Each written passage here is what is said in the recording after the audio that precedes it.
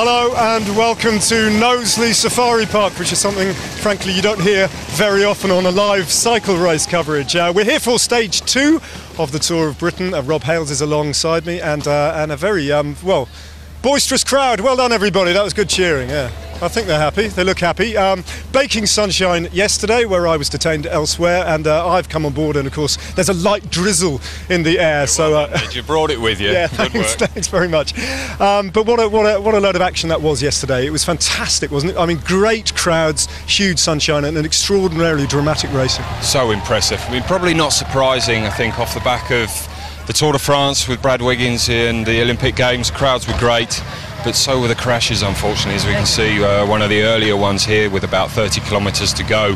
Action all the way. There was a bit of a pinch point and there was a crash just here. There was one not far before it. This is the aftermath of that previous crash that basically blocked the road.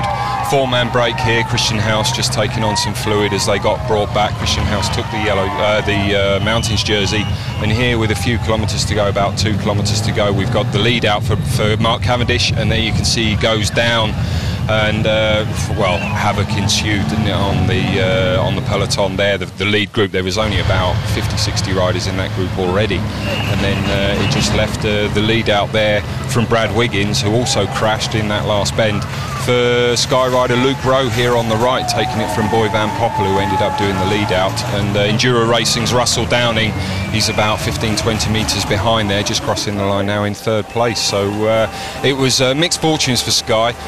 Car number 13 they were in the convoy, unlucky for some, for Cav, but lucky for Luke Rowe there, and he now holds the IG Markets gold jersey. He's a neo-pro, isn't he? It's his first year as a professional. That's his first professional win, and tell you what, he's in a funny position now, isn't he? He's wearing the leader's jersey. He's got this super team riding, well, for him. He's got every chance of being their protected rider now. Yeah, well, he is. I mean, for today, I think he will be their protected rider. It's a different race today. It's not so much of a flatter sprinter's course. We've got three first category climbs today that come all in the first half of the race, so it's quite tough. But then if the peloton can come back together for the run into the finish here in Knowsley, then it will come down to a sprint, and it's going to be a quick sprint today. Okay, well, I wonder if it's possible to have a look at the results now from yesterday, just so you can see that in graphical form and figure out exactly who is where. So Luke Rowe, he won the stage, and they all got the same time, of course, there, didn't they, Rob?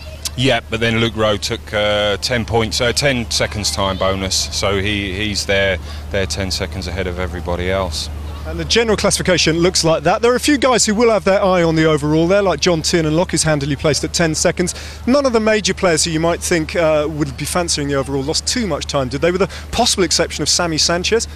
Yeah, possibly. The thing is, with the crashes, in the last 3 kilometres of the race, if there is a crash, you are given the finish time of the group that you were with. So although they did come in drips and drabs and limped across the line in places, those that did fall in that last couple of crashes, they will be given the time, so they won't lose too much. So they're still in the hunt. Although the number of people who realistically are within touching distance of GC is down to, what, 38 or something? So it's a very unpredictable race, and today could be a very unpredictable stage, couldn't it? It could very well be with these climbs, but that's fairly typical Tour of Britain racing with the style that we have to have on British roads. Shorter, sharper climbs. They're obviously not alpine passes, although they're first category climbs.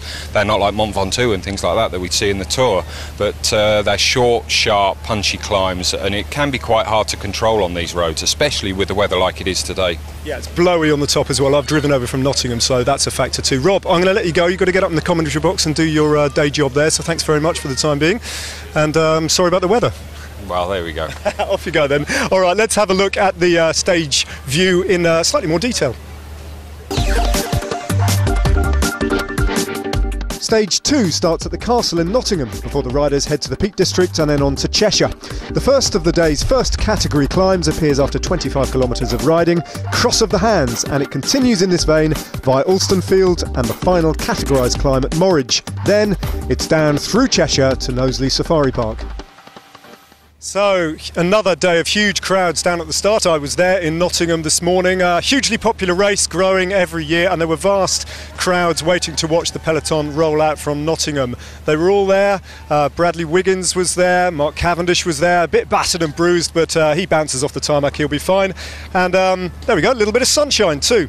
So these are the guys who've got away in that early breakaway of the day. They went pretty much straight away, and as you can see, Sky controlling things with Brad Wiggins in the bunch. The breakaway riders consist of 6 then. Richard Handley from Rafa Condor Sharp, Russell Hampton from Rally, Matthias Krizek of Leaky Gas, Jack Bobridge, what a fabulous rider he is, from Orica Greenedge, Pablo Urtazan from Euskadi Euskaltel. Now he swept up all 3 of the King of the Mountains points so far, and he is the King of the Mountains leader at the end of today, whatever happens. And Peter Williams from Node for Giordana. The last time I looked, they had a lead of, well, just over a minute and a half to the peloton. And that's the state of play. Now, as they come down from the Peak District and head towards Cheshire, it does flatten out a bit, and the peloton will not allow that gap to go out much further. In fact, the chase, I am pretty sure, will be starting fairly soon. And when they do get into Knowsley Safari Park for the finish, by the way, it could be dramatic as well if it's a bunch sprint, because there is a downhill slope all the way to the finish line, so do not miss that. OK, let's get out on the road now and pick up the live action with your commentary team. Rob Hales, who hopefully has hot-footed it up there, and first of all, Hugh. Well, thank you very much indeed, Ned. There is the composition of the leading group with 65 kilometres remaining. 1 minute and 30 seconds the advantage. So their advantage is becoming tenuous now. It was actually over 4 minutes at one point. They were given the opportunity to stretch out the lead, but they fell behind with the IG Markets Gold jersey team of Sky. Started to lift the tempo and trying to bring back the group. So it's not going to be too long before I feel it'll be status quo and the whole field will be reassembling. Still working consistently. There we are, Sky right on the front. There's Jess Hunt on the left, and he was a crash victim yesterday. Ian Bibby is also there, right in the mix with Endura, and they'll be looking after the interests of their sprinter. And of course they'll be looking after the interests of Jonathan Tiernan-Locke as well, because he was the winner in the King of the Mountains last year. Now then, we're looking here at the IG Markets Gold jersey of Luke Rowe, and he's actually just coming through the convoy of the cars to get back into the peloton. He's had a wheel change, had a puncture. This is just, well, bread and butter stuff for him. The team will be helping him. Here he is, just stopping on the left, and he's got a teammate staying with him, and that's Christian Nace. Big, strong, powerful German is Nace, and then of course they will just work together to put him back into the safety of the peloton. So really, Rob, just reflecting on the stage so far, these riders out in front have been given their opportunity to contest the points in the King of the Mountains, and the rider, of course, from the Spanish team, Euskadi Euskadi, Pablo Urtasun, has made a very good job of it by winning all 3 sprints, and he is the new leader on the road for that competition. Yes, you're riding extremely strongly on the climbs today. There were 30 points up for grabs on the climbs, first category climbs, all 3 of them. And so it looked difficult for Christian House to keep hold of that Skoda Mountains jersey today if he didn't make the break, which he didn't. Yeah, you're right. He was scooping up the scraps, wasn't he, from behind? I mean, every time he came to the top of a climb, the best he could do was to finish 7th over the top, and that would have given him 4 points. He did actually try several times. He was 8th on the first climb, he got 3 points. He was 7th on the next climb, so he got a 4. And then in the concluding sprint at Morich, he was 8th. So all the points added up means that Pablo Urtasun of Euskadi, the Spanish team, is the new leader in the Skoda King of the Mountains. 30 points. He's got Russell Hampton of Raleigh has been pretty active in the group, and Richard Hanley of Rafa Conda is third on 25. And Richard Hanley, well, was super aggressive on many occasions, trying to go for the long one out, but of course the Spaniard had the measure off him. Let me just tidy up the position then for Christian House, who started the day in the lead in the King of the Mountains. He slipped back to fourth with 22, but I think we'll hear more about him as the race continues to unfold. Now then, Jess Hunt on the front here,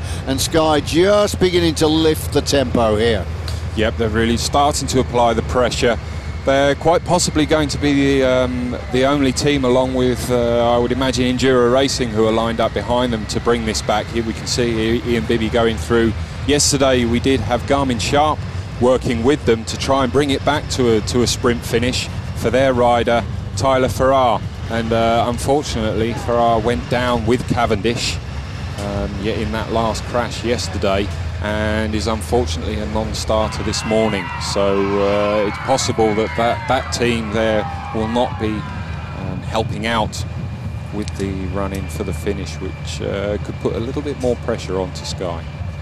And there has been a retirement very early on in the stage as well of Victor Cabedo, who's a teammate of the rider you're looking at here at the back of this breakaway group, the new King of the Mountains leader, and that's Ertasun.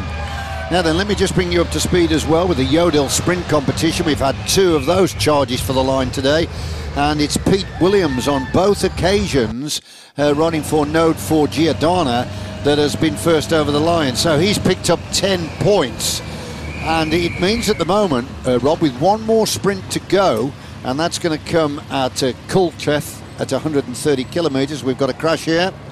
There's a delay. We've got a crash in the peloton. Well, I wondered when we saw those 6 leaders go through, they were ever so sketchy, and with only 6 riders, they had full vision of the road.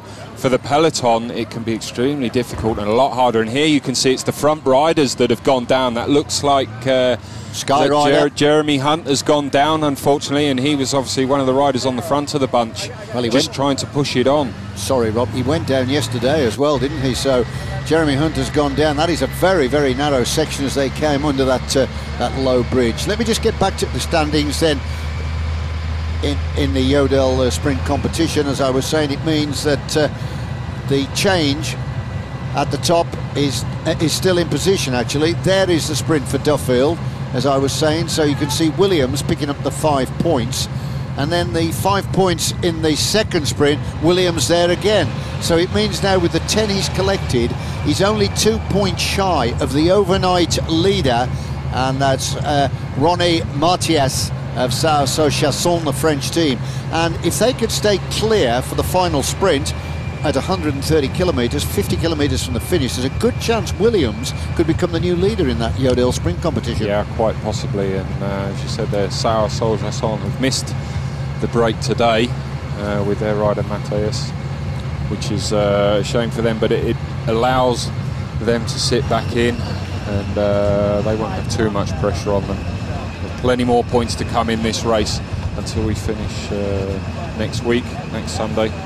Ian Bibby, who we've seen a lot of shots of at the front with the Sky Riders. In fact, he's done a lot of work today, Ian Bibby, but he's obviously been delayed there with that crash. But yeah, it looked like actually he had gone down there with Jeremy Hunt from Sky. But looking at the riders' faces on the front of the peloton, the Sky Riders, they're having a little bit of a giggle between themselves. So it was possibly more of a comedy crash than a serious one, and both riders that went down there that we saw had gone down there picked themselves up, no problem. Could be a subject for chat over dinner tonight. Oh, it most certainly will, and I think the issue for Jez is every single one of his teammates were there and saw it happen. Oh dear, oh dear. Well, there's Cavendish in the white, of course. That's the rainbow jersey, the most sought after jersey to wear in the professional peloton. He wears that for just another week before he goes to Valkenburg to try and successfully defend it. But it was interesting to see the rider in his wheel. That was Russell Downing. Yeah, Russell knows. Every single rider knows who the wheel is that they want, and that was half of the trouble, I think, yesterday, and the issue that we had in that sprint, that everybody was fighting for Cavendish's wheel. And as soon as he went down, they were all the ones that went up the back of him. So there are the 6 still at the front. That lead is coming down all of the time.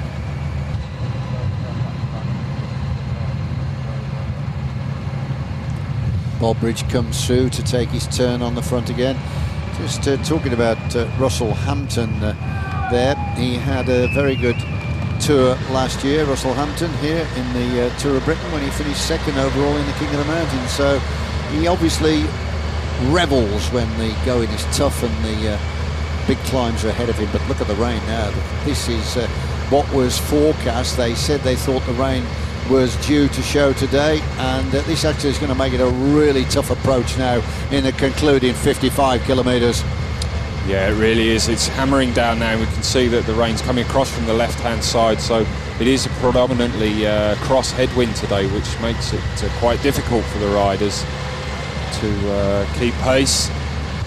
There's a lot of riding in the gutter. You can see Bradley Wiggins just in and out of the shot there in the yellow glasses, just pulling a bit of a face, and all the riders, Mark Cavendish there, just trying to look over the top of his glasses, which is one of the issues when we get rain like this. Do you keep your glasses on? Yeah, what do you do with them? Well, you keep them on as long as possible, because the issue is you've got Bernie Eisel on the front here with his. He doesn't really have much of a problem, obviously, but mine used to steam up. I think I used to produce too much heat anyway, trying too hard. But you've got the issue of the spray and the grit coming off of the back wheel of the rider in front of you. So you need to try and keep that out of your eyes, because if you get that in, then it could be quite painful. But also, if you start steaming up, and you need good vision because the light's starting to go as well. So there's various issues. Makes your eyes go gritty, doesn't it? And they become most uncomfortable. Well, the Italian rider there on the liquid gas, he's already got himself a gilet. Whether he went back to a car for that or he got it with him, I don't know. But he's already put a gilet on. And the air temperature as well is considerably colder than yesterday, when the temperature was up there in the high 20s. But they're still ploughing along here, and they've still got this margin of 1 minute and 27. And you just start to think now, where do you think the junction is going to be made? When do you feel that the catch will occur? Generally, the classic situation is around about 15 kilometres out is fairly ideal. If you bring it back too early, then you could encourage other riders and other teams to go on the attack, which you certainly don't want to do, because that means you've got to bring back two lots of groups. But obviously, if you start to leave it extremely late, then you could be gambling on the fact that you might not actually bring them back. And also today, factor in the rain, the weather, and the slippery roads. You certainly can't be putting too much speed in, and it's a lot harder for the bigger groups to have an impetus and to bring back smaller groups in this kind of weather, because we've got a roundabout that they have to go around with about 2.5 kilometres to go, slight adverse camber, and that's where the riders need to be setting up for the sprint rather than trying to chase and bring back riders. I think we could see a little bit more action than we did, similar scenario to yesterday with crashes. I'm certainly hoping not, because that's not what we want to see. But from experience, this weather and the kind of circuit that we've got, with four 90-degree left-hand bends all within the last kilometre and a half, it's going to be technical and sketchy and difficult. Looking forward to it, though. Well, we had the same situation yesterday, didn't we, on bone dry roads, but the crash, of course, occurred, taking down a lot of riders and a lot of the big favourites as well for the sprint. But Jess Hunt just flicking the wheel there momentarily as the rider from Endura just came across his line slightly. And we can just see a glimpse of Brad Wiggins as well, and Rowe. But it does seem, doesn't it, that Endura and Sky are more than happy to try and control the peloton and keep the tempo high. So who do you say that Endura are actually gunning for here? Russell Downing in a sprint, but are they still thinking that Jonathan Tiernan-Locke is a GC contender? Oh yes, most definitely. He's the rider, as we said, 5th place last year in the King of the Mountains, in the Skoda King of the Mountains jersey. I think they're probably working partly because they may need some help later on in the week and in the race, and so if they've been there helping out, so it's twofold, because they're obviously looking after their sprinter, which is Russell Downing. I wondered if it was actually going to be Paul Voss, the German, who they were working for, but as it turned out, it was Russell Downing who came in with 3rd place. and also helping out with Team Sky, and so that could possibly be beneficial to them later on as we get further into this race back in the back end of the week and next weekend. Yeah, they had a good day actually, because Jonathan Tiernan-Lock came in 9th, so he managed to avoid the melee with all the riders on the floor, and as you said, Russell Downing 3rd. So 2 in the top 10 yesterday. They'll be pleased with that situation. Yeah, and we can see the riders in green and blue there, Liquigas, the Italian team, always riding up near the front. Ivan Basso there with his glasses with the gold lenses up on top of his Krashat. Just they're obviously steaming up a little bit, but they're always up the front. Ivan Basso is their team leader, and they always try and keep him out of trouble. This weather certainly won't prove to be any problem for Ian Bibby on the front, a British cyclo-cross champion, so he's quite accustomed to riding in the rain and the cold weather. No problem at all for him. There he is, right on the front, Ian Bibby from Endura. Such a talented all-rounder. I suppose really with Jess Hunt now having retired, and this is his farewell race, you'd probably be thinking, well, I won't have to endure conditions like this anymore. It's certainly one of the things that a lot of riders say, and myself for one, once we announce our retirement and we do finish, that November, December and the winter months through Great Britain, waking up in the morning and looking out of the window and not being too concerned what the weather's like, because I know that I don't have to, and we don't have to go out there and pound the miles and pound the roads. No, it's a 12-month commitment being a professional cyclist. Even in the off-season, you've got to keep that standard of training up so that you never lose the edge and the form. But really, the way the racing scene has changed dramatically now. I mean, in the old days, pros would race in the 6 days in the winter, but now the demands of the road season are so great, they tend to maybe just ride one, and they go to training camps, don't they? That's right. It's, you know, one of the things that Bradley Wiggins has worked on this year is trying to keep his form right the way through the season, which he's pretty much proved is possible these days, and just keeping a very high level of fitness through the winter. And training has changed so much. It's gone from having your winter off season and then going to your steady miles, your base miles, and then working it in and building speed and power going into the season. It's a little bit turned on its head these days. Reverse periodization, I believe we call it. We're supposed to call it here. It's a good word, though. Sounds like an anagram to me. Now then, we're into the final kilometre of the approach to the third sprint, the third of the Yodel sprints on the stage today. Now then, we've got to keep an eye out here for Pete Williams. Remember, he's won the first 2, which has given him 10 points, and it means as he goes into this concluding sprint, there he is on the left having a crack. He's only trailing the leader, Martius, by 2 points. So if he gets this one on the line, it's 5 for first, and there's no challenge. Yes, he gets the 5 on the line. Good sprinting there then by Pete Williams. And second over the line was Krajcek from Liquigas. So that means that Pete Williams will have scored 15 points today, and that means that he will be the new leader in the Yodel sprint competition. Pete Williams there, great win. Just looking down, I'm wondering if he's picked up a puncture, which is one of the issues with this weather.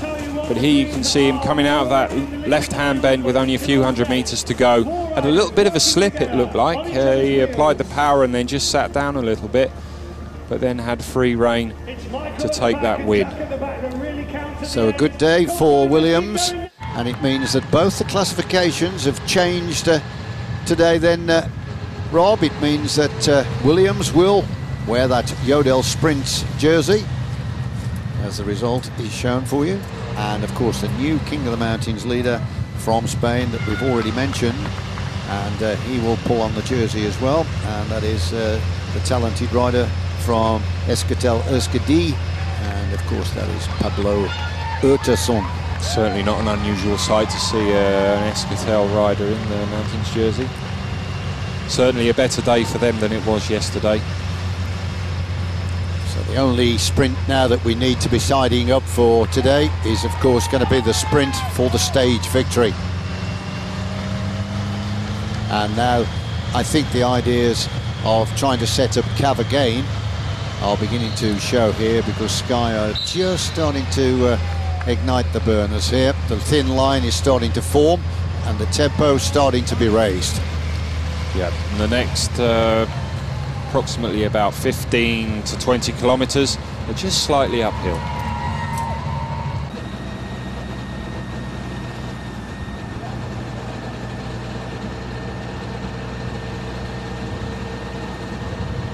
Well, 26 seconds. It has come down very, very quickly. So this is this is the residue of the break. Remember, the two have gone away, Williams and Bobridge, and that is the Italian from Liquigas at the front there. That's Krajicek, and I think he's decided. I think they've actually capitulated here, Rob. They're just waiting for the arrival of the peloton. I know it's 31 seconds, but they're not really bothered, are they? No, it was inevitable that this was going to happen. I think it's just happened a little bit sooner than normal with that attack from Bobridge and Pete Williams. Yeah, let's take up that point that you made earlier. I mean, this is quite a long way out to get the regrouping, 45 kilometres. So, I mean, another splinter group could form, and then riders who have got ideas of winning the sprint are going to have to really be on their toes, because if another 3 or 4 got up to these two, that would spell danger for the sprinters. No, it really would. Now then, this is the way the break developed. Bobridge decided, now I'm going to go clear. I've got 20 horsepower. He jumps away. That's the classic way to attack from 2 or 3 wheels back, the element of surprise. Williams, Bobridge go away and thinks, right, I'm going to join him. Maybe just profiting a little bit from the pace of the motorbike there in front of him. Oh, most certainly, and why not? If it's there, then use it, and he did use it there to the best of his ability. And Krajicek there, the Liquigas rider, wasn't able to hold his wheel. And of course, from that launching himself off the front with the power of Bobridge, it has given this situation now where the two riders are ahead of the peloton, and the residue of the group, the last time we saw them, were just dangling off the front of the group by about 20 odd seconds, so I assume them to have been swept up by now. In fact, there it is. This is group 2, so they are now back into the wheels of the big bunch. Tell you what else this is doing, it's taking a bit of pressure off of Node 4 Giordano Racing as well, because their rider Rico Rogers, who unfortunately was one of the earlier crashers yesterday with about 30k out, he's their sprinter, and it's going to take the pressure off of them. They won't need to be up there and helping out Team Sky with the lead out. Clear road behind, so it does show you that they are establishing the lead, and it is confirmed. It's gone up. It's on 63 seconds now. So just to take up the point you made, Rob, what a man to be away with Bobridge. Yeah, he won't be too concerned about doing too much work. I don't think that he's there with the ambition to ride those two riders all the way into the finish and for victory today.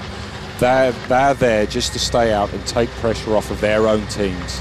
Well, they aren't actually in the bunch, as I mentioned, but they're not far away. They're looking back, so just behind now the bunch are boring down on them, and then they'll be back in the wheels, and it's an opportunity for the Liquigas rider to get rid of that gilet, as we come back to look here at Jos Edmondson, one of the young British riders, just following the wheels at the back. And there's a good sprinter just on the right, actually, just ahead. You'll confirm that with me. That's Graham Briggs. There he is, look, just on the right from Raleigh. And of course, Briggs at the moment is the current circuit race champion, and he's had quite a lot of wins this year. He's in good form. He's another man that actually could be dangerous in a finish like today. It certainly could be. He's always there or thereabouts. Not one of the strongest riders, sprinters on the scene, but he's one of those who, in a group like that, he can always find himself a way through towards the front, and who knows what can happen in especially these technical finishes like we had yesterday, and we have a similar thing here today. 127, 145, so it's going up all of the time. And here we are, this is the arrival of the bunch, and they're going to sweep up the 4. Those cars will be made to move ahead. There is a set gap that is permitted between the break and the bunch before the cars are allowed to drop in. That's right, it's normally around 30 seconds. Once the gap is any any more than that, then service vehicles are allowed to pass by the peloton when safe to do so, which can often be never, and they just pass as and when, unfortunately. But yeah, once the gap is any less than 30 seconds, those vehicles have to move forward off the brake and then pull over to the side of the road and then rejoin the convoy, that long convoy of commissaires' cars, vehicles, the doctor's vehicle, and all the team cars. Seems to be a bit of a jovial mood at the head of the bunch today. I think they're still reminiscing on Jeremy Hunt and Ian Bibby's slide off on that right-hander. The thick skin in this game, Rob. 155, it's going up all of the time, and those two working well. Here they are. So Williams still on the front, quite happy to take his turn and expend as much energy as his breakaway companion, Bobridge. Yeah, it's quite a good move by these two.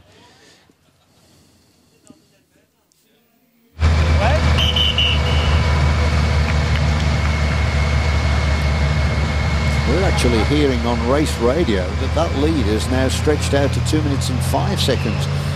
So there's no commitment or full commitment yet at the business end of the bunch.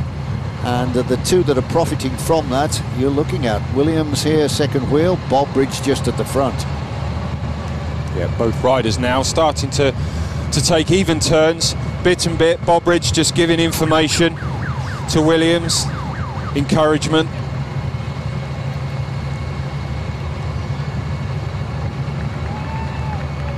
Ridden well in several of the tours as Williams, always up there, prepared to have a go, particularly in the sprints at the end.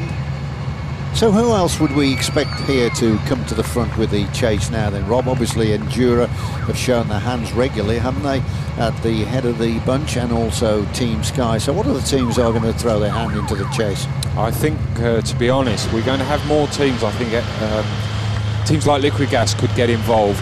Not for the sprint per se, but just to keep their team leader, Ivan Basso, out of trouble. I think this is going to be the situation more today, that we'll have teams one on the left-hand side of the road and possibly one on the right, just drag racing their way to the finish, just to try and stay out of trouble, especially off of the back of the carnage that we saw yesterday. It certainly won't necessarily be for that sprint, but then we had Boy Van Poppel from United Healthcare, who came in second yesterday, strong sprinter, renowned sprinter. So they could very well be joining in, but probably a lot later on into the race. His father wasn't a bad sprinter either. He was all right, wasn't he? He was quite a prolific winner. I think he had the stage wins in every Grand Tour. Certainly did. Well, the Maillot Jaune, didn't he, in the Tour de France briefly? Just look at Bernard Eisel there. He was shaking his head as he looked across at the rider from Endura. There he is, and that of course is Ian Bibby. I don't know why he was shaking his head, but he was. Bernard Eisel, the faithful lieutenant to the team, the 31-year-old Austrian who always looks after Cav in the mountains. Had one or two tasty wins himself, you know, through his career. A past winner of the Ghent Wevelgem, and former stage winner in the Tour de Suisse. And took a very good third earlier this year in the E3 Heidelberg, and that's a pretty tough race early in the year. Right, it certainly is, but he's one of the top semi-classics riders in Europe. Pretty handy to have riders of that calibre that are just there ready to lay themselves down to get you to the finish. Zach Dempster, there he is, look, on the left of our screen. Can you see him just on the left of the rider from Liquid Gas? That's Dempster, the Aussie. Now he was on one of the big pro teams as stagiaire last year, because he's a big sprinter. He was actually a stagiaire on Cav's team, HTC High Road, at the back end of last year, and would quite possibly have signed a full contract with them for this year had that team not disbanded. Yeah, another gutsy Aussie then, Zach Dempster. Look out for him when he comes to the sprint. And also near to Dempster is Russell Downing. They're two big strong men for the charge for the line, and we can look to see them trying to figure if it is a mass bunch finish. 2:11 stretching, 2:11 now, Rob. Yeah, it's going out. Still with 38 kilometres to go, still not an issue. The general calculation is is a minute for every 10 kilometres for a classic bunch finish. So we're still around about 50% of the maximum really allowed. Pick them up with about 15 then remaining. Hopefully that would be the ideal scenario. Around about 15 to 10 kilometres to go, and then we've got that last 10 to 12 minutes of effort to run into the finish here in the Lions Den here in Knowsley. For any youngsters that are watching the man on our screens here now, Jack Bobridge, he is one of the most stylish pursuiters on the current scene. I mean, he's effortless. He just sits there rock still and taps out that lovely rhythm. Certainly a good style to adopt. Yeah. Olympic silver medalist as well, behind our very own Great British team in London only last month.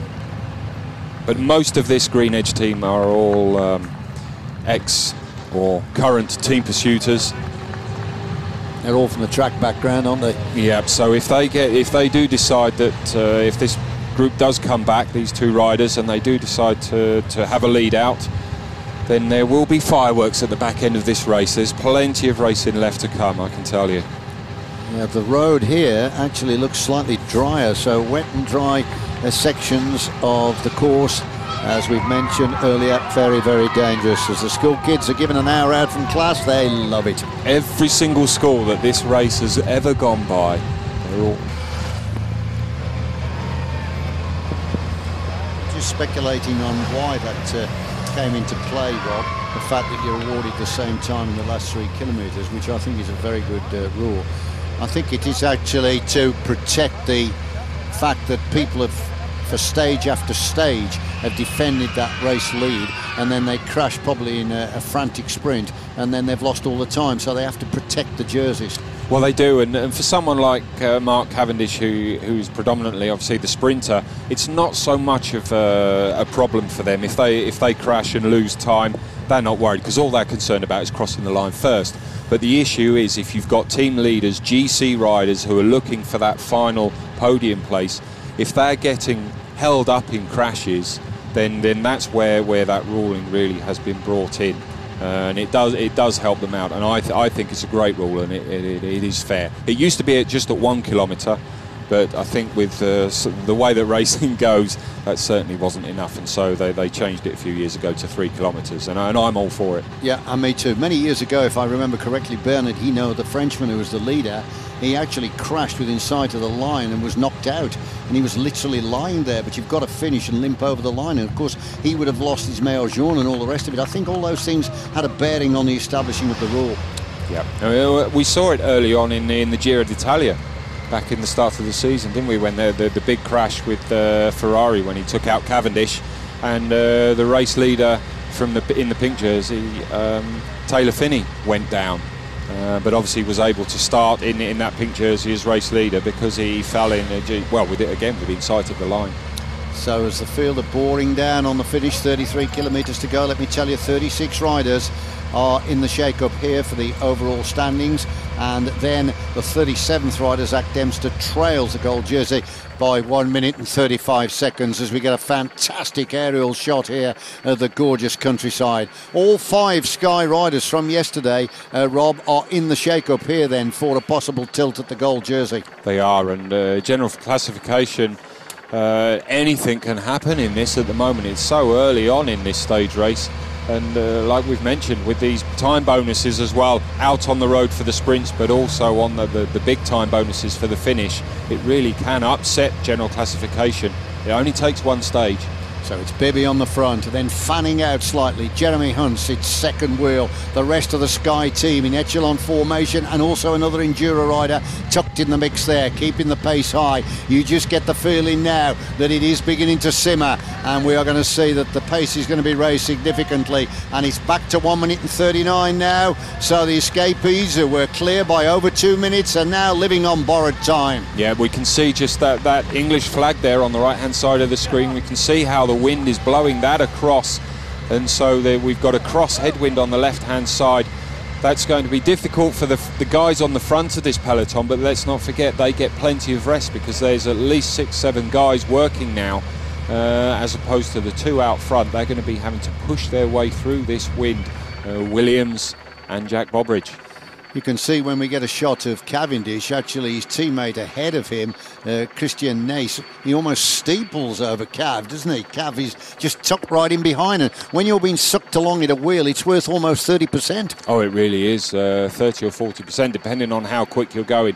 And this is the reason why you see riders doing bit and bit. For those of you who are not too au fait with it, it is a lot harder on the front, and this is why it's so much harder for two riders to be away up front. As opposed to the peloton, where you get plenty of rest in the wheels, sheltered out of the wind. So when the peloton decide that they really are going to crank it up, and if we get one, possibly two other teams come in to start helping out with Enduro Racing and Team Sky, then this peloton really will start to increase pace, and this time this 1:33 advantage that the two riders have got really will start to tumble down. And they are now beginning to raise their game. Just over 18 miles to go, or 32 kilometres, and you can see that the pace is beginning to be sharpened all the time by the men in black, Endura and Team Sky. They're settling down to the task of pulling the breakaway duo back. Good one this for Cav again. Well, we said it yesterday. It was perfectly set up yesterday, wasn't it? But is this going to be the time when Cav will open his account here in this, the Tour of Britain, in the 9th edition? Yeah, I'm just looking this overhead shot now. We can see the increased pace of the front of the peloton really is starting to split at the back here. You can see an awful lot of gaps in amongst the wheels there as people clamber and fight to get some kind of protection from that rider in front of them. Yeah, it is beginning to fracture. That long, sinuous line establishing itself, and then you can see them sprinting out of the corner to get tucked back into the protection of the wheel ahead. And this is where you've got to really pick yourself a good spot in the long bunch or the big bunch, because if you're right at the back, you can lose time very easily. You can, and you lose the vision as well. You can see there the riders just trying to negotiate that mini roundabout and the furniture, as we call it, the bollards and the barriers in the middle of the road. All the riders, you've just got to be, you need so much confidence in the riders around you and trust that because the riders at the back here, they just have no vision of what's coming up in front of them.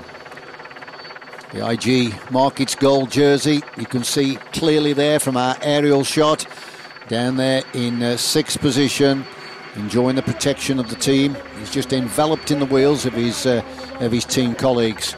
But Cav, I must admit, I reckon he's looking for this stage win today.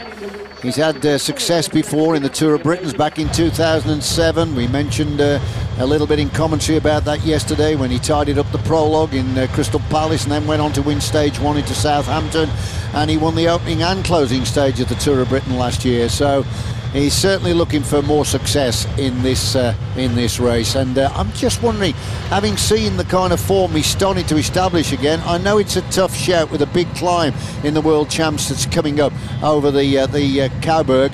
But what do you think about Cav's chances? It's a big ask, really, isn't it? Yeah, I think earlier on in the year there was talk of it and being a possibility of retaining that jersey. But I think now, especially after the last few months that he's had, I think he realises that he's going there, and he's going there to do a job, and that job isn't to bring that jersey back. I feel it's something that I know he would dearly want to do, but I think he realises that it's just not possible on that kind of circuit, which is a shame. But bearing in mind we've got full complement of riders this year. We've got one more rider than we had last year in Copenhagen. But yeah, the dynamics of the course just doesn't suit Cavendish, and that was one of the things they knew about Copenhagen last year, and that's why there was this 3-year project set up by Rod Illingworth to get that jersey and bring it back with our very own Mark Cavendish. We'll never forget that concluding lap of the World Championships last year in Copenhagen, with the British team all lined out, stretching the peloton to the limit, and the last turn was that one by Bradley Wiggins that put just about everybody in the red zone, and then of course Geraint Thomas waiting to steer the Cavendish round the final right-hander, and of course then that brilliant sprint when Cavendish launched himself for the line. It was hard fought, wasn't it, at the top? Goss coming in second and third Greipel, and a brilliant fourth from Cancellara. That of course is history now, but we will never ever forget that moment. Right, labelling it for the world champs coming up in a week, Rob. Who would you think we've got a chance with then in the British team? With our own riders, I really don't know. I mean, it's certainly a course that could possibly suit Brad Wiggins with the way that he's been riding this year. But again, I really don't know. He's pulled himself out of the time trial. He is only doing the road race. So I really don't know. It could be more of a learning ground for some riders. There's been talk of John Tieran Locke riding for Enduro Racing, as we see here on the front with Paul Voss. It's possible that he could be there. Well, his first stint at the World Championships. And with the tough climb up the Cowberg, you are right there. If he's in at the end, obviously Gilbert of Belgium is starting to show the kind of magical form he had 12 months ago. So super finish for him. And lots of other riders who actually specialise in that kind of burst for the line. I think Peter Sagan has got to be one of the big favourites. Well, hasn't he, after his Tour de France? Oscar Freire, I think, is just coming into form, the Spanish rider.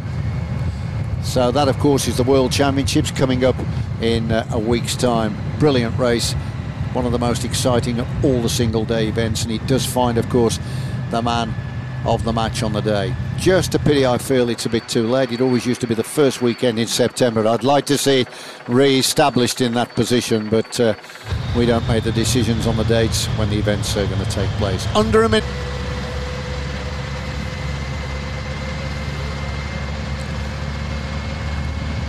Garmin Sharp on the left-hand side of the screen there as well, coming up on the right-hand side of the bunch, also moving up. And here we can see the two riders here, Bobridge and Williams. They know their time's over. They just shook hands there, have a quick chat, and that's it. They'll just be wait to get swept up now by the bunch. They'll get back in and try and recover and try and help out with their own teammates if they decide to lead. And there we go. The gentlemanly handshake that we so often see in riding when they've been out there. They've been taking turns, working fairly evenly once Williams got his breath back from chasing Bobridge in the first place. But it's been a fruitful day for Williams, hasn't it? Because he's the new leader in the Odell Sprint competition. Yeah, it's a big day for him. And also people say, well, why do they do this if they realise they have little or no opportunity of winning the stage? But it's all about getting exposure for your sponsor. Exactly, it's being out there. They're on the screens, they're in front of us. We've been talking about them.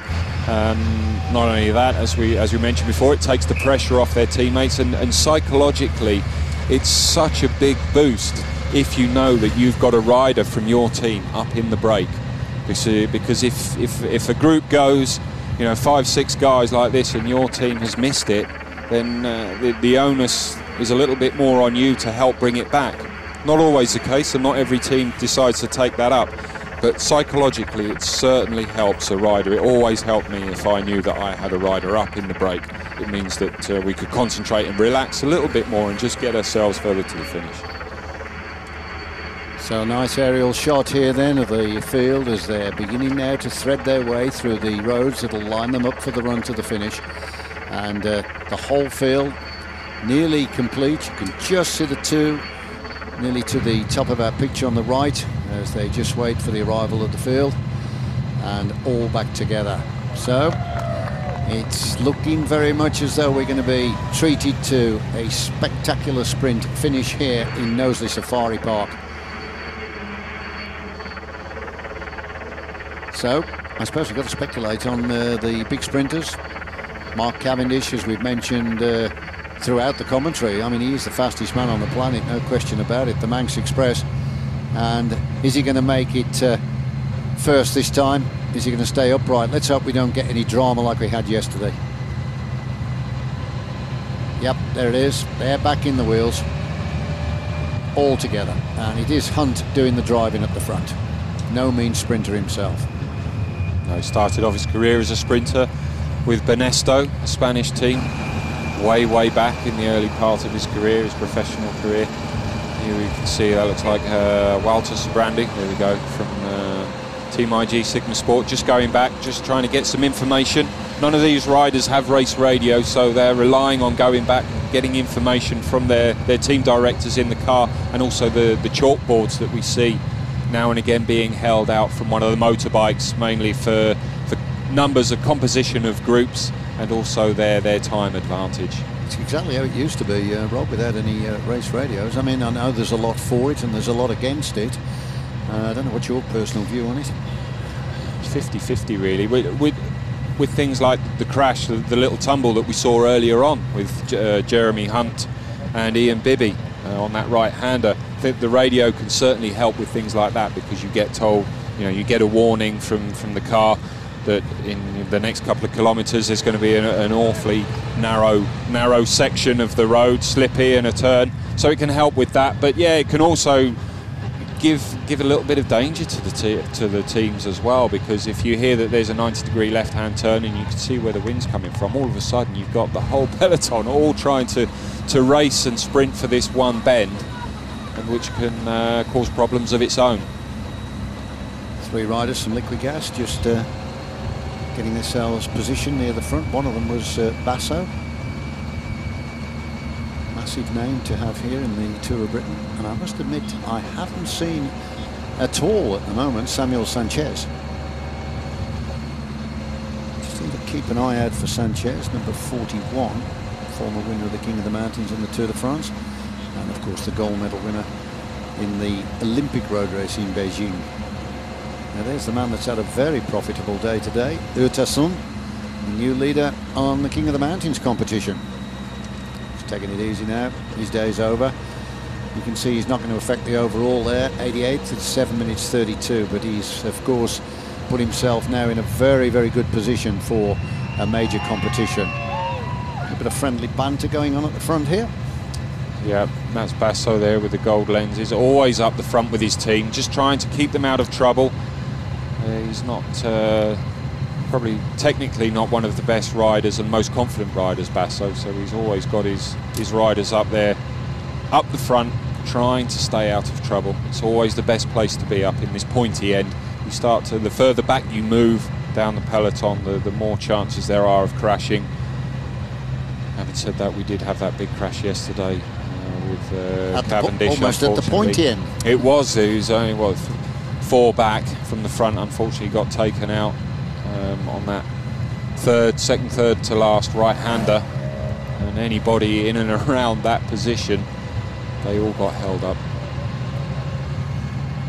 So 20 kilometres to go, just over 12.5 miles. Still quite happy at the front, Team Sky. Quite accustomed to this, nearly every race where you see Team Sky, this is always the role that they play. And we saw just how effective it was in the Tour de France in the protection of Bradley Wiggins and Froome, of course, setting them both up nicely for the time trial stages. But rather sadly, the tactic just deserting them in the Olympic Games road race. And I say Sky, I know it was a Great Britain team, but there was obviously a lot of Sky members there.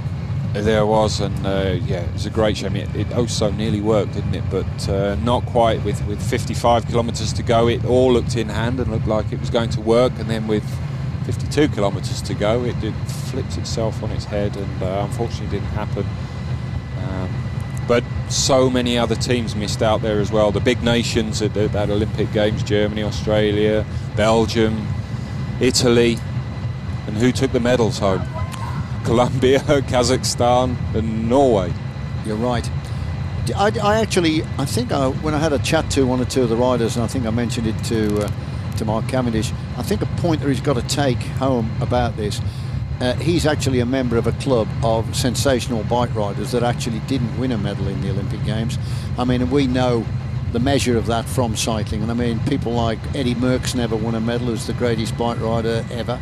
He didn't get a gold medal. Felice Gimondi, winner of the Tour de France, Louis Bobet, all these big names.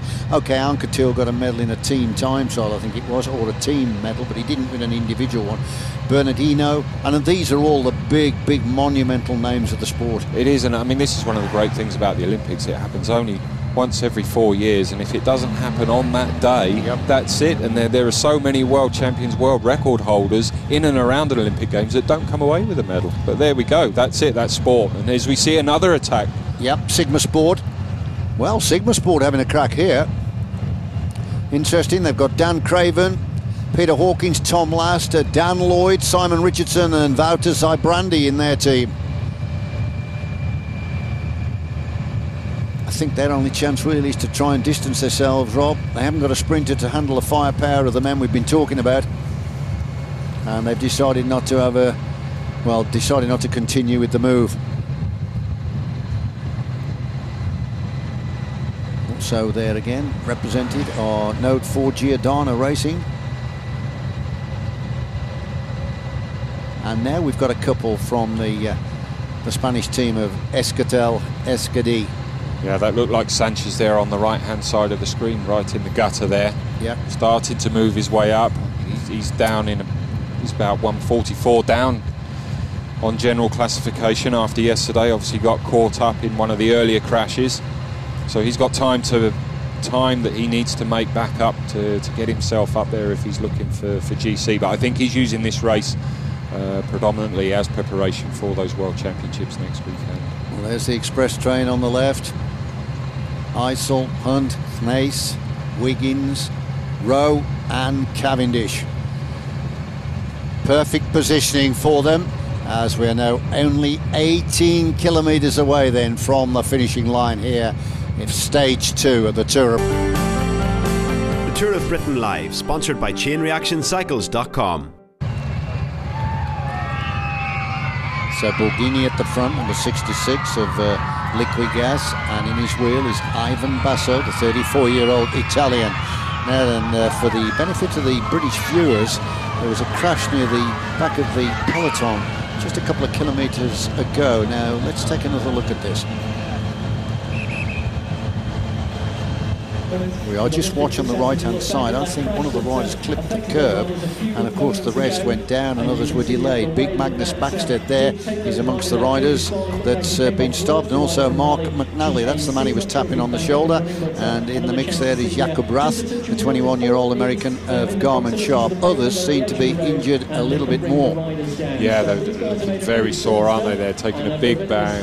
The rally rider there, big hit to his right-hand shoulder, which is not ideal at all, and I don't think we'll be seeing those 3 riders at least get back to this bunch before the end of the race. I think they'll be coming in, but meanwhile at the front of the peloton now, Endura in the middle there, 4 of them all setting themselves up, Team Sky and Liquigas on the right-hand side. And it's good to note that all 5 of the youngsters from the Great British team are all there now, 2 up near the front and 3 just behind them in the middle of the peloton, so that's good. So their manager Keith Lambert giving them a bit of a talking to, I think, after yesterday, and they're there doing their job. They're young faces for you, and they're not afraid of reputations. And one of the riders in that squad, number 166, Simon Yates, a very, very good bike rider as well. The 20-year-old won a stage in the Tour de l'Avenir last year. So their team, what a turn-up and what a story that would be if this Great Britain young squad could win a stage here in the Tour of Britain. It's a big ask, though, against the experience of the riders that they're going to have to deal with. No, it is, but if you needed any more encouragement, what more could you need than the riders that they've got to follow in the footsteps of now, with the British riders and the stature that we have now, Great British cycling.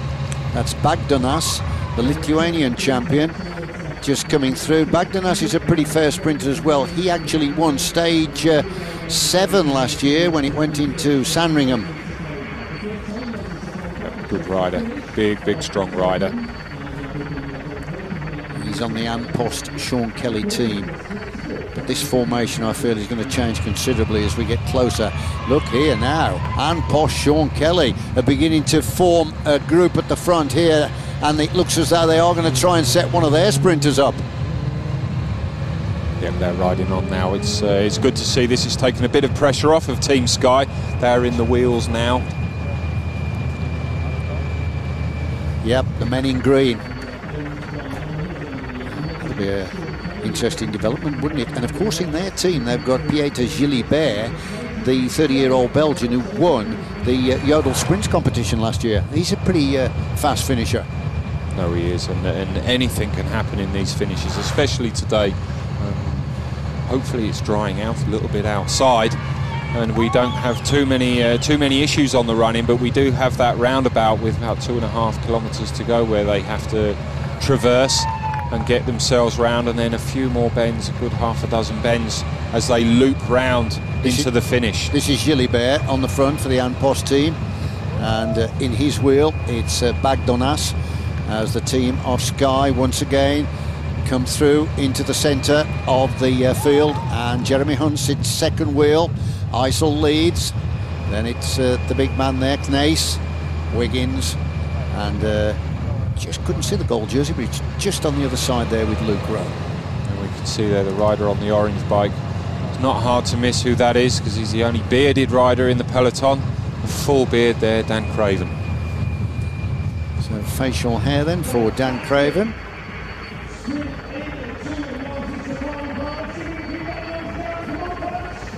Waiting for the first rider to try and jump away. You always get riders chancing their arm to avoid the dangers of the big sprint.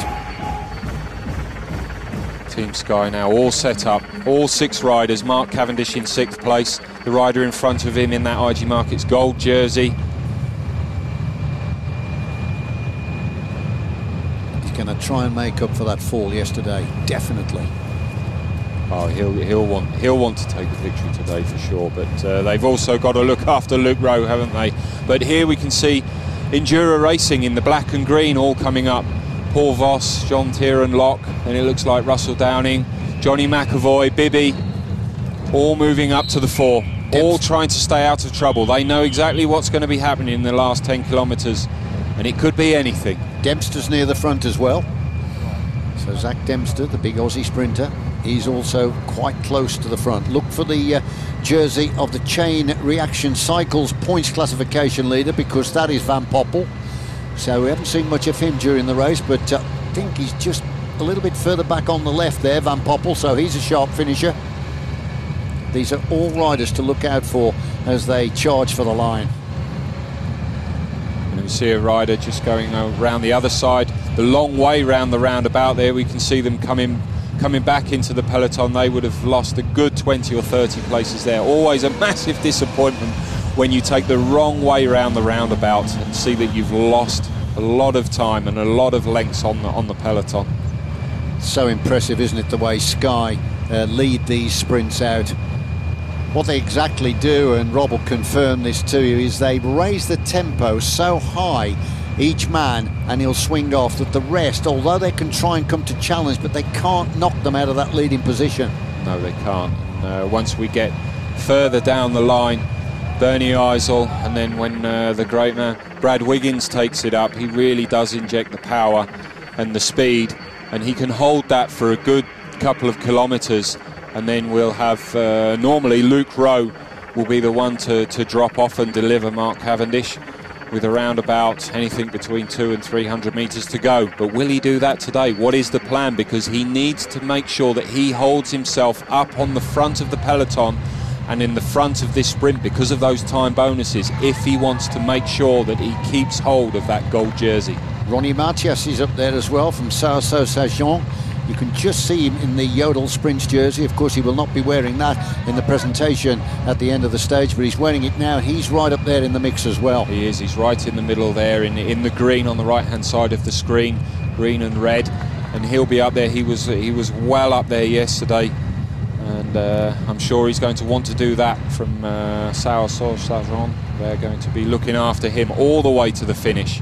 Ian Bibby now on the front. And caught a glimpse of Jonathan Tiernan Locke. He's not far away, his third wheel back. And Post on the right. Not quite sure of they're looking after whether it's going to be Bagdonas or maybe even Gilibert in the sprint. So all the teams licking their lips here at the thought of the charge for the line. And who are Sky, or when will Sky really ignite the burners to try and tee up the victory then for Cav?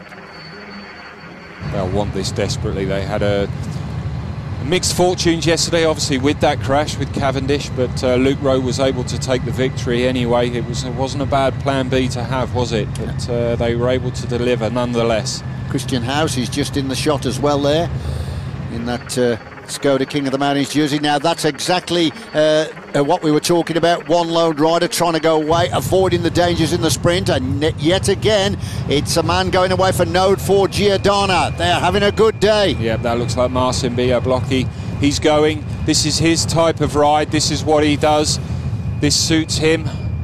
And this is what the teams won't want. There's still 8.6 kilometres to go, so an awful long way for this lone rider to stay out there at this speed. We can see the wind in the trees. There's an awful lot of wind out there, cross headwind. It's ever so difficult to hold your pace out there, but he's not doing a bad job at the moment. And Marcin Białobłocki, of course, is a very good time trialer, so he'll be out on his own, as you can see, and very comfortable, probably more comfortable than being in the wheels. And once he can get that gear turning and establish the speed, well, he could distance himself here. 8 kilometres to go, but of course trying to hold off a peloton on your own is almost impossible.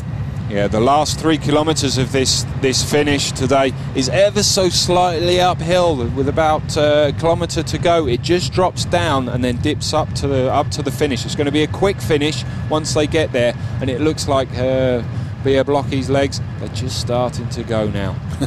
1 minute 46 back from the leader after yesterday, so he was involved with the crash, as many other riders were. But it's a spirited effort by him, but it's certainly not going to prove to be fruitful, because the field are just holding there, pegged at about 50 or 60 metres. Looking back, it looks like Team Sky are letting Endura do all the work at the moment. That's a good move for them. Endura really taking on the pressure. They did it well yesterday, further out. 30 kilometres to go they started. A strong team they've got here this year, and they're ready for this race. They're up for it.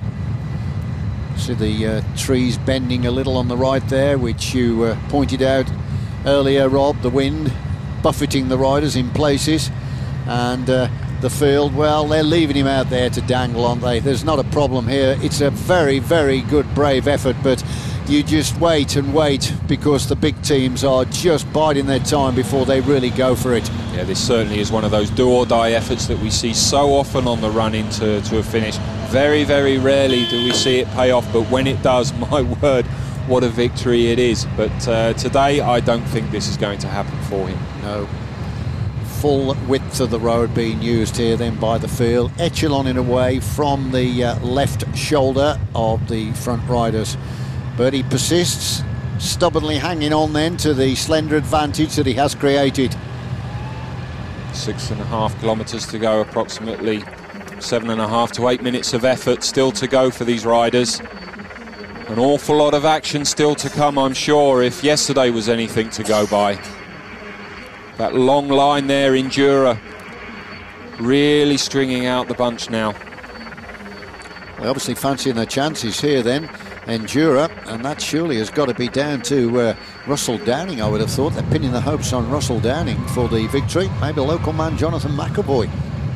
Quite possibly, but I think, yeah, Russell Downing, he'll be their main man for today, especially after yesterday's impressive third place. Or Zach Dempster. It's quite possible. Good sprint to the Aussie, Zach Dempster. I would imagine he would be more involved with the lead out, but you never know at the moment. Past winner of the Rutland Sequel Classic Grand Prix, which is the hardest of all the single-day races on the British calendar. So Dempster is tall and rangy, so it's quite easy to identify if it's Dempster that launches himself off the front. It just looked like the German Paul Voss there, who went up from about third, fourth place up to the front just to have a quick word with his riders from Endura Racing. They're all just starting to ease it up a little bit. You can see the peloton has just spread out across the road a little bit, so they're just backing off slightly. We are going uphill a little bit. Plenty of time still to bring this lone rider, this Node 4 Giordano rider, Marcin Białobłocki. Sorry, Rob, just speculating on the possibility if he did stay clear. With the fact that it's slightly technical as they weave their way around the park, that would play into his hands, wouldn't it? Well, it certainly would, and especially if it's still a little bit slippery out there in places. It's a lot harder for a big group of riders to bring back that advantage if it is technical. If it's a big, straight, flat run in, then it's easy for them. They really can drive it home. But if they've got twists and turns, which they have roundabouts, 90-degree left-hand bends, we've got 4 of those in the last few hundred metres. Do you know, I think it's actually stretched out a little bit more. I was writing that off earlier, but he's still going for it here. Inside 5 kilometres to go, and still the lone leader persisting at the front with a very, very brave effort. This is Białobłocki, the 29-year-old Polish rider. takes a look back. He's obviously anxious, but he is fully committed here now. Obviously had it in his mind, if the group were together that close to the finish, that he was going to try and jump clear. And at the moment, well, he's got the race in his hands, but for how much longer? Yeah, well, if he does take this win, he's still back in just over a minute and 40 back, in just outside the top 60. So he certainly won't be having a shake-up for GC. But that's not on his mind at all. Only the victory, this lone victory in this stage 2 of the Tour of Britain. It's all about the kudos, isn't it? The prestige. And of course, once you get a victory in a race of this standard down on your Palmares, I mean, that is something that'll be with you forever. 4 kilometres to go. And we're going to crown the winner of stage 2 here in Knowsley Safari Park. Well, whoever it is, we're going to find out in the next 4.5 minutes or so. Plenty of action to come. All the riders looking. There's no real impetus in the peloton. There's no one team starting to take up the pressure and take up the lead. Heading towards Hoyton Lane, and then that will take them all the way to the island, where they'll turn left. A little bit of chicane as they make the entrance into Knowsley Safari Park. Out there dangling then. Can he do it? Well, you've got to ask yourself the question. We've said no, he was going to get swept up straight away, but he's still pressing hard on those pedals, trying to find that little bit of extra power. He really is. This is his strength. This is the way he rides. But I think it's all over for him in the next, well, not even kilometre. I think he's going to get brought back. It's a little drag, isn't it, here? He just ramps up fractionally, and this is where his legs are really beginning to buckle. All the power is evaporating, and the big effort from the front of the peloton brings it back. He blows a kiss to the crowd as 2 riders now try to go clear. We've got an attack on here then, Rob. 2 men trying to go clear, so 1 rider gets swept up, 2 try to go away. This looks like United Healthcare to me, and they've got a rider from Escatell with them. They have. Is it Netap and Escatell going? Yep. All sorts of trouble now back in the peloton. Nobody, because there's no real control, no one team taking up the pressure. I saw Mark Cavendish earlier. He only had 2 Sky riders with him in front of him, so I don't know what's going on there, but it's all hell is breaking loose now back in this bunch. So Team Netap trying to have a crack here on the front with a rider from the Spanish setup of Escatell Escadi. And is this going to be the winning move? Because behind, look, it's beginning to fracture significantly.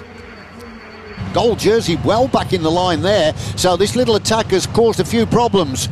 It hasn't. It's quite technical now. Fortunately, the roads look dry, so hopefully we won't have any issues of riders slipping on these bends. There's the gap. It's not much.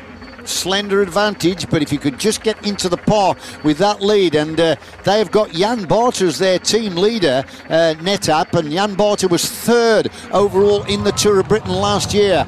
So they're hanging on, aren't they? 2 kilometres to go. Here comes the cavalry charge from behind. It's beginning to form now as they chip away at the little advantage the brace of riders have established, and nobody seems to want to take it on. The Sky rider palmed away the rider on his side. He said, look, I'm going to apply the pressure and bring them back, and that's exactly what's happening. Here we go. We've got Christian Nies now, the German rider from Sky, doing the chasing. He's brought it back. That's it. They've nullified it. Brad Wiggins there in 2nd place. Luke Rowe.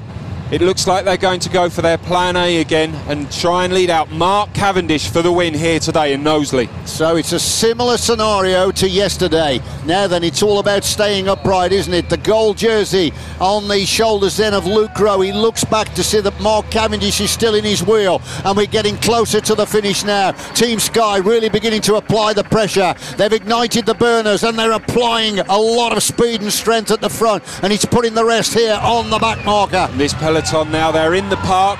Just the last few 100 metres to go now. Here they come through the gates.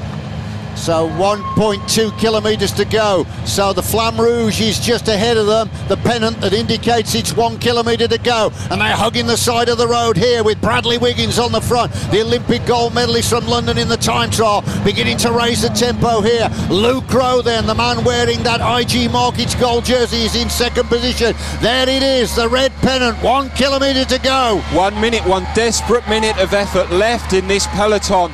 Who is going to come away with this victory? We've got 3 bends left to go.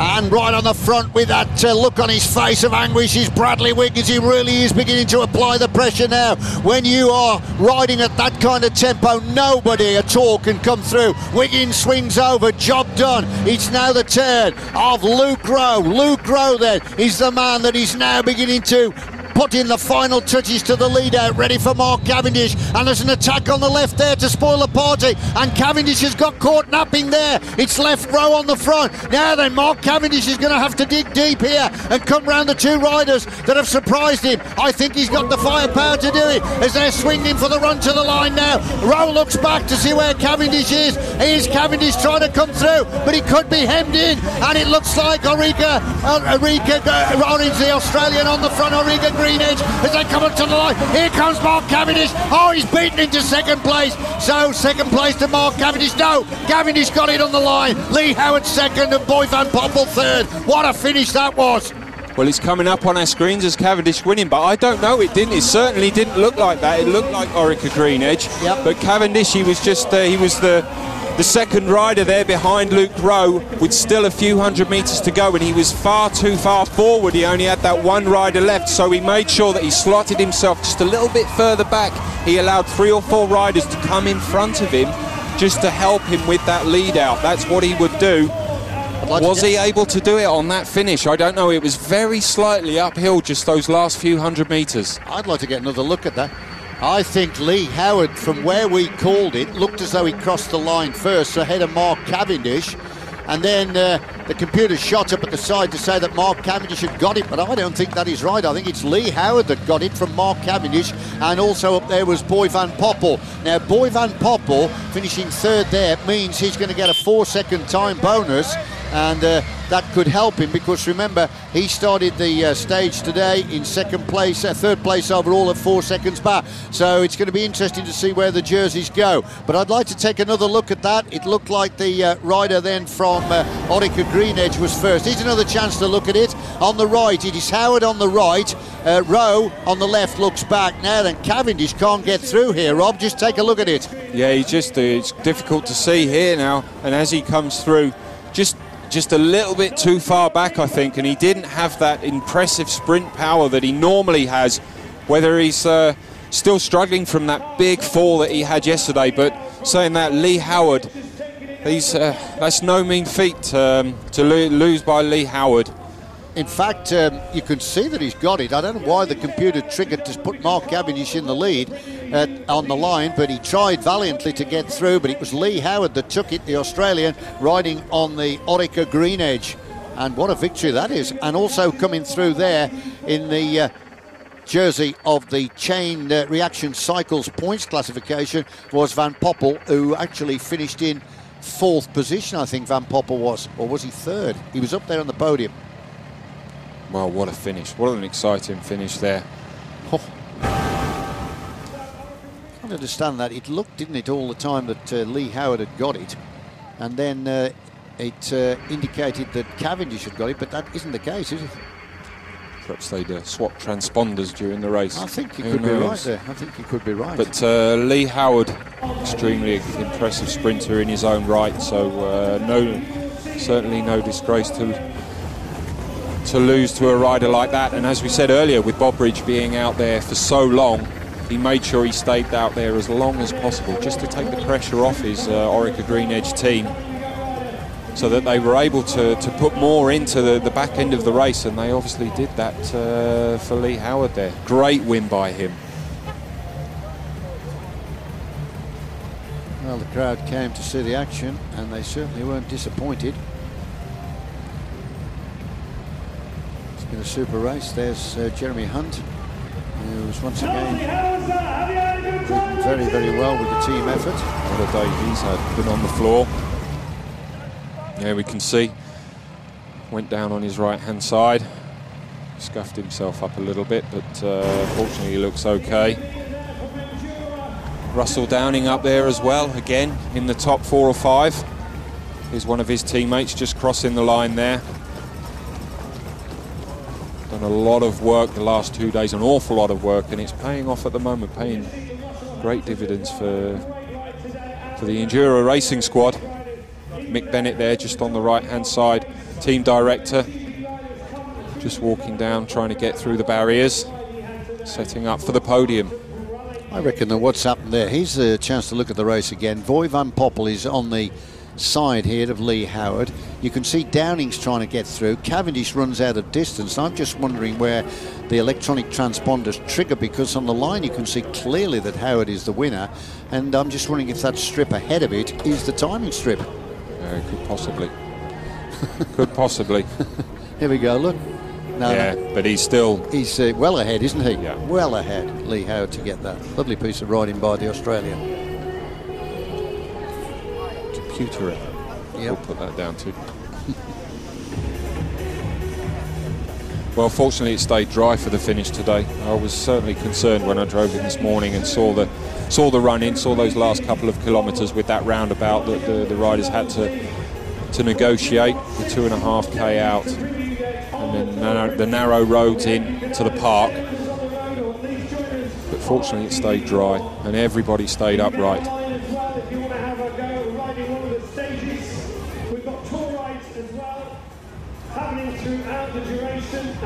Trying to work back on countback to see where the jerseys are going now. And here we can see the replay. We've got Luke Rowe in the gold jersey, he's race leader on the front at the moment. What a fantastic race today. Carl, that was fabulous, wasn't it, mate? Can I just say, absolutely brilliant commentating. Thank you. Oh, you're very kind, thank you. It was an incredible stage all the way through the starting and Nottingham right through to the finish here. In my home town of Knowsley, it's great to be away. Right through to Knowsley Safari Park, and thank you everyone for coming out and supporting. Don't go away yet though, because we've got a presentation. Podium presentation. So all the kids here really enjoy it. Well, I understand that we can join Ned Boulting now down in the finish line area. Well, welcome to the behind the podium scenes here at the finish line in Knowsley Safari Park. Perhaps not the result today that the punters here would have, in a kind of patriotic way, have wished for. Perhaps not the result that was expected either. Mark Cavendish beaten in a thrilling sprint. Lots to unpick there and to find out what went on. Lee Howard, the eventual winner for Orica Green Edge. A very good day for them. And I'm just going to pop up here and have a quick word with the man because here he is. Lee Howard. Many congratulations, sir. That was a fast and furious finish, wasn't it? Downhill, a little bit sinuous, a little bit bendy. You had to get everything right on the day, didn't you? Yeah, you did. Unfortunately, I did hit out early, but I had a lot of help saving energy right up until a K to go from my teammate Adis. We've worked well together over the last 2 months. I've spent a fair bit of time leading him out, and he's won 3 races. Unfortunately, here he crashed yesterday, and he's got a little bit of a head cold, so he opted to give me a chance today, and I was happy to repay him for his efforts. Mark Cavendish is a man you know very well, of course, Lee, and in that rainbow jersey and on domestic soil here, for his perspective at least, that's quite a scalp to claim, isn't it? Yeah, certainly. I mean, it's always good to win any race, but when you beat a guy like Mark Cavendish, it just makes it even the more special. He played an interesting tactic. He dropped the wheel with 600 metres to go of Luke Rowe, which I found pretty interesting. But what was going on there? Because it seemed that Luke didn't know quite where he was. I mean, I've never seen him do that before, I don't think. Is that something you've seen him do? No, not normally, and I know how strong Luke is, so he would have been a good lead out, I would have thought. But obviously it was preempted, and Cav had thought about it. Cav's the sort of guy, he's a very calculated person, and he doesn't do anything without thinking about it first. So, and it nearly paid off. He was pretty close to me in the finish, but fortunately I just got him. Well done, and that's a big box ticked for the team, at least on this tour so far. What are your rest of your ambitions? Yes, certainly. We come here with a small team, only 5 riders, and a couple of which have just come back from the Olympics on the track, so it's their first race back. As well as I said, Adis is sick, so we didn't have a lot of pressure put on us here, so it was nice to repay the team. Well done. I can hear the podium music gearing up. You'll need it there. I'm just going to pop over and grab a quick word, if I can, with Jack Bobridge. Jack, many congratulations. You've scooped up the combativity today. Hard day in the saddle for you. Yeah, it was pretty hard there today. I think, not racing for so long since the games, I think whether off the front or in the peloton was going to be just as hard for me today. So I opted to go up the road when I had the opportunity at the start. So I don't know, and it's fantastic. Lee finished it for us, so We started this race, with 5 and 1 down already. So to take a win with Lee today is good. Yeah. What are your ambitions for the rest of the tour as it goes on? You've showed yourself today, but a stage win that's what you're aiming at? Yeah, like I said, I come here with just training after racing the game. So I'm just trying to find some road legs again. Just jump in a move like I did today. Or maybe again like later on in the week, and just see what happens. Just keep having a go, but really, there's no massive ambitions. It's just to pretty much have a bit of fun and race and get some race K's back in the legs, and after the track and try to get the road legs back. Okay, well, thanks very much indeed. Cheers. And we can't just have Australian voices here. Let's have a quick word with Peter Williams as well. Pete, well done to you for Node 4 Giordana. You've got yourself the lead in the sprints competition, haven't you, today? Yeah, it was an important race to try and get a bit of coverage for the sponsors, and to come away with a jersey, even if it's just for a day, it's good, but we'll try and get in some moves later in the week and see what we can do about holding on to it maybe. Well done today, and from a British perspective, of course, it's worth stressing that Luke Rowe, who went into the day in the leader's jersey, he still leads overall, but it's interesting times for sure. Well, the protocol prize presentation is now underway, and the first award we're looking at here is going to be for the Combativity Prize. This is for the man who's the most aggressive rider on the day, and he will receive the Rouleur cheese and the flowers. They'll be presented to him by Sam Butler of Rouleur. There he is. So Jack Bobridge of the Orica Green Edge wins the most aggressive rider prize.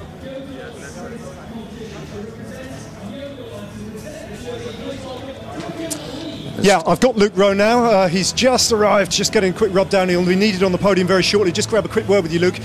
2 things to say. One, congratulations on defending your lead. Secondly, what went on in the lead out there? Ben with 600 to go. I led into it with carving my wheel.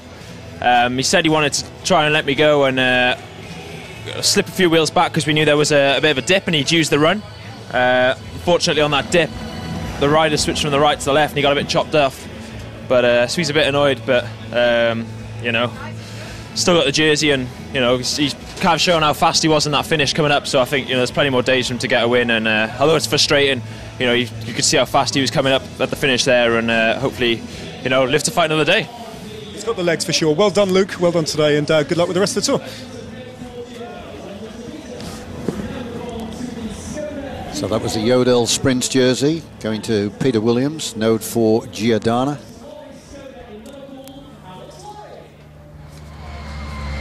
Now then, we can relive the final kilometre of stage 2. It is Bradley Wiggins that is leading under the red pennant of 1,000 metres remaining. Right in his wheel then Luke Rowe then wearing that IG Markets gold jersey. Cavendish in 3rd position, absolutely perfectly poised to take on the victory, and the big effort here then of Wiggins putting the rest to the sword, and he will swing over as he does now. And then it's Luke Rowe now, he's trying to lead out the world champion Mark Cavendish, and it looks as though Luke Rowe is just going fractionally ahead here, so Cavendish is allowing the overall race leader to go clear, but what it has done, it's allowed 2 more riders to jump in front of Cavendish. So Luke Rowe now looks to be in no man's land, because he can't make up his mind, should I still be leading out Mark Cavendish, or have I got to go for this full board? He looks back, Mark Cavendish isn't there, and here comes the big surge for the line, and this is the Australian Lee Howard of Orica Green Edge, and also Boy Van Poppel is up there, and Russell Downey, and coming through on the left is Mark Cavendish,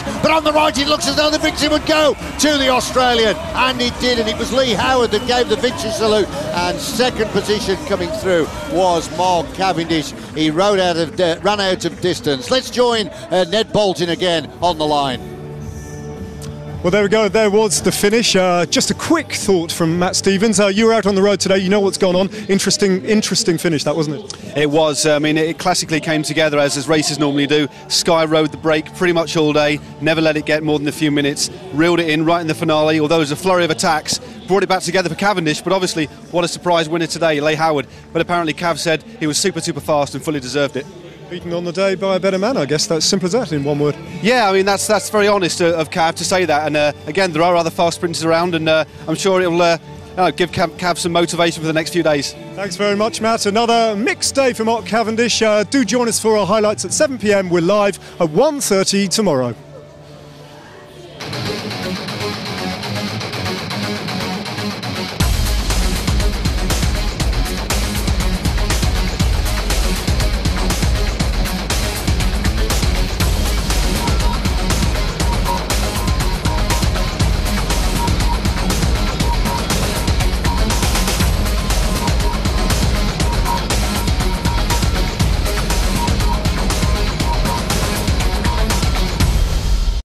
Tour of Britain Live, sponsored by ChainReactionCycles.com.